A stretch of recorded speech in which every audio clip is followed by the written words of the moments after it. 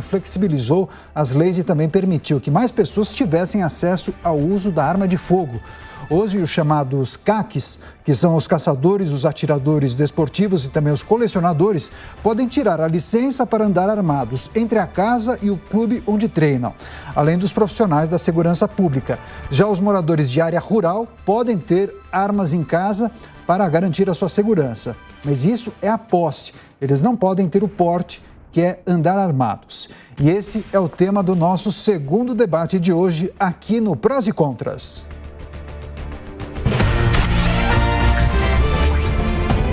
Quem tem razão?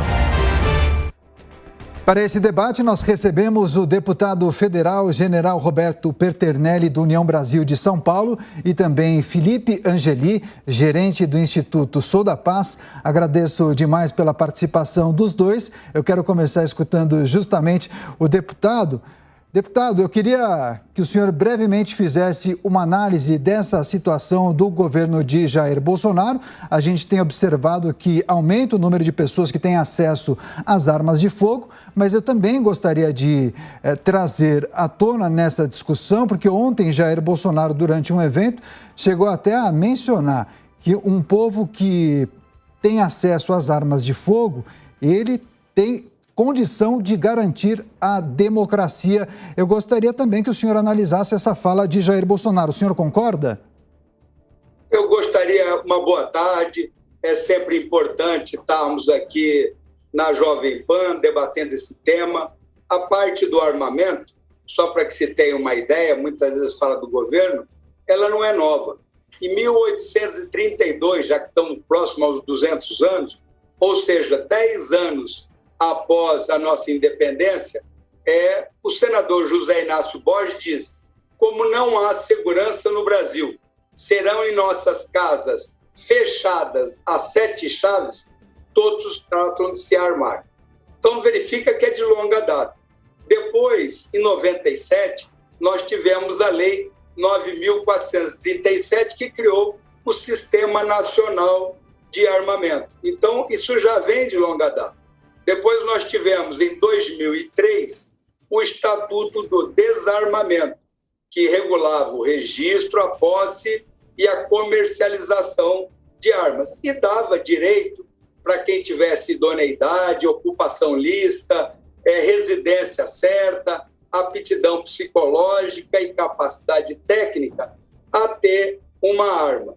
Importante, é onde nós estamos chegando agora, é que em 2005, o Brasil fez um referendo. Esse referendo perguntava à população brasileira: o comércio de armas de fogo deve ser proibida no Brasil?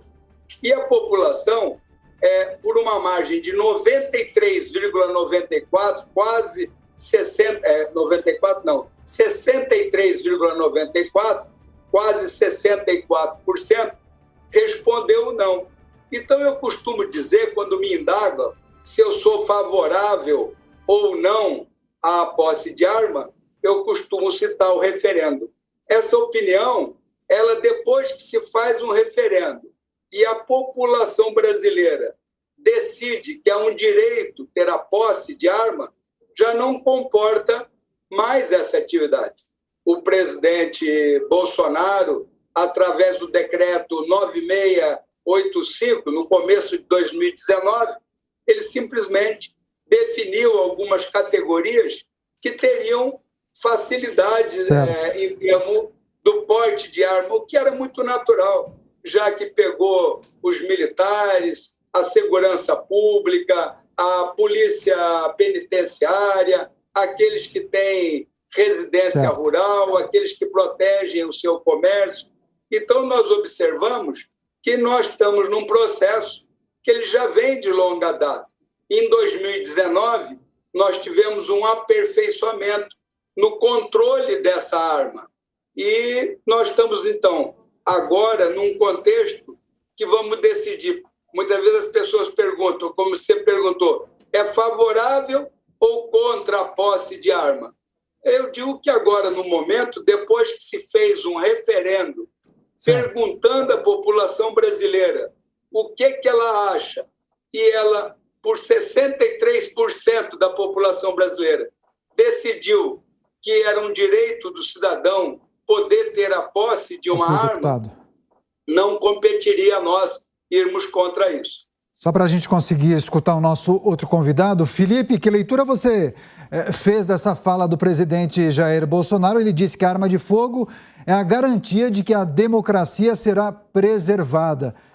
O fato do cidadão estar armado pode contribuir com a garantia da democracia, na sua leitura? Primeiramente, boa tarde a todos e todas que nos escutam, que nos assistem. Boa tarde ao deputado também, a todos aqui, enfim. Enfim, a gente vê, obviamente, com muita preocupação, né, esse tipo de discurso do presidente, porque, enfim, a discussão sobre armas de fogo sempre houve, mas houve sempre numa perspectiva associada à segurança pública, né? A gente vê uma transição dessa discussão sobre armas de fogo e começa a se colocar a arma de fogo como instrumento de ação política, o que começa, de fato, nos parecer muito preocupante, ainda mais quando a gente tem falas rotineiras do presidente da República colocando, e do seu entorno, colocando em dúvida, né, a precisão, a confiabilidade das urnas e a todo momento trazendo esse tipo de ataque ao nosso sistema eleitoral. Só em relação ao que trouxe o deputado, de fato, as armas de fogo são, né, um fato da natureza humana, nos acompanha há muito tempo, mas me parece que também as coisas evoluem, não é, deputado? Então, por exemplo, em 1832 já havia a questão da insegurança, mas era legal no país, por exemplo, a escravidão. Então, não é porque em algum momento houve alguma autorização, a realidade era de um jeito, que acho que isso tem que permanecer. Acho que, por exemplo, no caso como 1832, que era permitido se vender corpos humanos negros nos mercados, não se trata de a gente evoluiu, e que bom que isso acontece. Em relação ao referendo, é importante dizer que sim, o senhor tem razão, foi maciçamente, né, a pergunta que era sobre a proibição de comércio de armas de fogo foi maciçamente negada pela população, a população foi contra, de fato, a proibição de comércio de armas de fogo, e esse resultado foi respeitado desde então, como sempre, né? Ou seja, as armas nunca deixaram de ser vendidas. O que a gente está tratando aqui, e acho que isso é importante, isso dialoga com a frase do presidente que associa a discussão sobre armas de fogo com a discussão eleitoral, com a discussão política, que uma coisa é ter o direito a comprar uma arma, né, que é o que era a pergunta do referendo, e que a população disse que deveria haver o direito a comprar uma arma. Esse direito foi respeitado. Agora, você precisa de regulamentação para isso. Uma coisa é comprar uma arma de fogo para sua defesa, outra coisa é ter acesso a 30 fuzis, outra coisa é ter acesso a 5.000 munições por diversas armas de fogo. Outra coisa é ter o porte da arma de fogo, inclusive a ideia de você ter porte de 2 armas concomitantes. Não se trata aqui de um desrespeito à opinião da população, que nunca houve. Houve a manifestação pela manutenção do comércio, que foi mantido, com regras estritas. É a mesma coisa que outros direitos, como a condução de um veículo automotor. É possível se fazer essa condução, mas não se pode dirigir esse veículo embriagado. E há controle para isso. É disso que a gente está tratando aqui. O presidente não só defende o armamento, como defende quantidades de munições e tipos de arma que não fazem sentido para uma população civil adquirir, e ainda associa isso a um discurso político-eleitoral que, obviamente, é muito perigoso. Só para concluir, acho que o ministro Edson Fachin disse algo importante essa semana na defesa do nosso sistema eleitoral, que as eleições é um tema para as forças desarmadas do Brasil. Sempre foi assim na nossa democracia e deve permanecer dessa forma. Então, as armas de fogo são uma coisa, o processo eleitoral é outra, completamente diferente, elas não se misturam. Tá, eu mencionei há pouco a fala de Jair Bolsonaro, eu quero trazer isso justamente para ilustrar e ajudar no nosso debate, e também para você que nos acompanha, porque esse evento ocorreu em Sergipe e o presidente defendeu o direito do cidadão de poder se defender com o uso de armas. Na visão do presidente Bolsonaro, isso representa segurança para a soberania nacional e também a garantia para a preservação da democracia. Vamos acompanhar. Nós defendemos o armamento para o cidadão de bem. Porque entendemos que a arma de fogo, além de uma segurança pessoal para as famílias, ela também é a segurança para a nossa soberania nacional. E a garantia de que a nossa democracia será preservada. Não interessa os meios que, porventura, um dia tenhamos que usar. A nossa democracia e a nossa liberdade são inegociáveis. Agora, deputado, eu gostaria de escutar do senhor se o aumento na concessão de armas de fogo impacta nos números da criminalidade, porque o Brasil triplicou o registro de armas durante o governo de Jair Bolsonaro. O senhor, que é muito ligado à bancada, inclusive, de segurança pública, consegue fazer essa correlação? Eu vou primeiro responder quando se abordou o discurso do presidente. Eu tenho me restrito aos aspectos legais e não até de opinião pessoal. O artigo 5º da Constituição prevê que são direitos invioláveis a vida, a liberdade, a igualdade, a segurança e a propriedade privada. Então, a própria Constituição oferece essas garantias como essenciais. A legislação que foi falada em quantidade de munição e tudo mais, o tiro é um desporto e é utilizado por muitos brasileiros. E muitas vezes essas equipes chegam a utilizar 300, 400 tiros num treino. Então, para cada caso, tem que ter uma avaliação. E eu entendo dessa forma. Então, a própria Constituição garante os direitos invioláveis. E aí está a vida e a liberdade que nós estamos citando. Então, eu não quero reportar no início, tanto que o próprio plebiscito ele é recente. Mas, muitas vezes, você tinha um agente penitenciário, né, um policial militar no deslocamento, o próprio CAC, né, que foi utilizado a usar arma à residência, ao local. Antes ele tinha que conduzir a arma no porta-malas, dentro de uma caixa. E ficava um alvo muito vulnerável. Todo mundo que saísse do estande de tiro tinha uma chance maior de ser assaltado, porque a arma estava lá.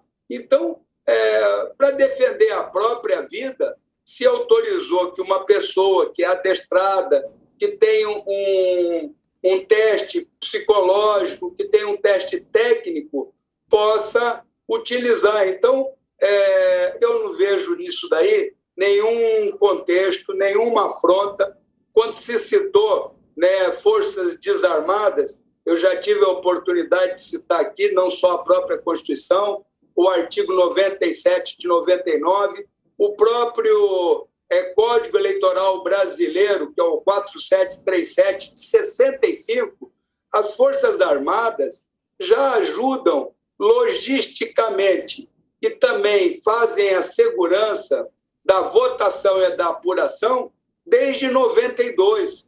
As Forças Armadas, elas são do Estado brasileiro e colaboram na eleição. Então, e também a própria Constituição prevê a harmonia entre os poderes. E é dentro desse foco que eu vejo as Forças Armadas como instituição do Estado que contribui com todo o processo brasileiro, com a garantia da lei e da ordem e com a garantia do processo eleitoral. Agora, Felipe, se você quiser comentar a fala do deputado, mas eu também gostaria que rapidamente você analisasse o discurso de alguns integrantes desses movimentos e também de parlamentares ligados à segurança pública que fazem uma correlação do aumento na concessão de armas de fogo para civis e também a diminuição dos índices de criminalidade. Bom, acho que estão duas coisas aqui rapidamente. Primeiro que em relação à questão da diminuição, né, de índices criminais associada à maior circulação de armas de fogo, isso é uma falácia. A gente tem hoje, né, um consenso científico nacional e internacional que aponta em diversos estudos cruzados, meta-análises publicadas em diversos, observando diversas realidades diferentes, porque óbvio que numa situação criminógena em qualquer país, são vários elementos que vão influenciar. É a presença de armas, a desigualdade social, é o número de crianças na escola, é a faixa etária da população. Tem uma série de fatores que vão organizar esses índices criminais. As armas de fogo são um deles. Isso, como eu disse, já se tem uma infinidade de estudos publicados em diversas das pesquisas das revistas mais conceituadas, científicas, em diversos temas, que apontam essa associação. Se tem dito, né, o governo tem batido no peito dizendo que tem havido uma redução no número de homicídios nos últimos 2 anos e que isso se deve a essa explosão no número de circulação de armas de fogo. Importante dizer que quando a gente fala de índice criminal, a gente está olhando sempre no retrovisor, porque nada que você faz hoje comece a ter efeito prático. Isso é como qualquer situação social mais complexa, da saúde pública, da criminologia, enfim, da educação. Os efeitos que a gente começa a perceber na alteração de uma política começam só depois de um tempo. O que a gente está vendo hoje em relação à questão dessa queda de número de homicídios, na verdade não é uma queda, na verdade é um recuo a um patamar pré-2017, quando houve uma explosão numa guerra entre facções criminosas, que se deveu ali, enfim, que teve uma parte dos seus resultados ali na região norte do país, com aquelas cenas que todo mundo se lembra, cenas muito críticas de degolas, enfim, de rebeliões nos presídios do norte com muita violência. Houve esse pico em 2017 e hoje a gente retorna a um patamar próximo dos anos anteriores. Então a gente não está, na verdade, tendo redução de homicídio, o que a gente está tendo é uma volta a esse padrão pós essa explosão em 2017. Sobre a questão das Forças Armadas e seu papel nas eleições, me parece que esse tipo de fala do presidente sobre a necessidade de armas para se tratar, né, o debate, enfim, associado ao debate eleitoral, é um desprestígio até às próprias Forças Armadas, né? Porque, de fato, as Forças Armadas, pela Constituição, que o general menciona, ela não tem nenhum tipo de competência em relação à definição do modelo eleitoral e a sua execução. Obviamente, como Forças Armadas, podem auxiliar na segurança, na logística, que é o que o general se referiu. A definição e a condução das eleições cabe ao judiciário por meio da sua justiça eleitoral. A Constituição é extremamente clara em relação a isso. Não há outras vozes a serem ouvidas constitucionalmente para além da justiça eleitoral nesse sentido. Obviamente que deve fazer, como tudo no Estado Democrático de Direito, isso com transparência, chamando interlocutores, isso é óbvio. Mas me parece que, quando o presidente coloca em dúvida o resultado da eleição e diz que o próprio povo tem que fazer armado valer a sua vontade, ele desprestigia as Forças Armadas do Brasil, que, na verdade, tem, de fato, e para isso há investimento público, e muito volumoso investimento público, de recursos públicos nessas Forças Armadas, para garantir a democracia, a independência nacional, a soberania nacional. Ou seja, então, se qualquer candidato ou qualquer força política acusa qualquer tipo de fraude eleitoral, não cabe ao povo fazer essa segurança, mas sim às Forças Armadas. Ou seja, se cabe a todos nós se armar para defender a democracia e o país, para que servem mesmo as Forças Armadas agora? Acho que há uma contradição de partida naquele que se diz comandante maior das forças e que um defensor dessas mesmas forças. Olha, esse assunto rende demais. Eu certamente quero participar de outros debates com os nossos dois convidados. Já os convido para uma próxima edição do Prós e Contras, mas quero agradecer muito a participação do deputado federal general Roberto Peternelli, do União Brasil de São Paulo, e também ao Filipe Angeli, que é o gerente do Instituto Sou da Paz. Muito obrigado mais uma vez e voltem mais vezes à Jovem Pan News.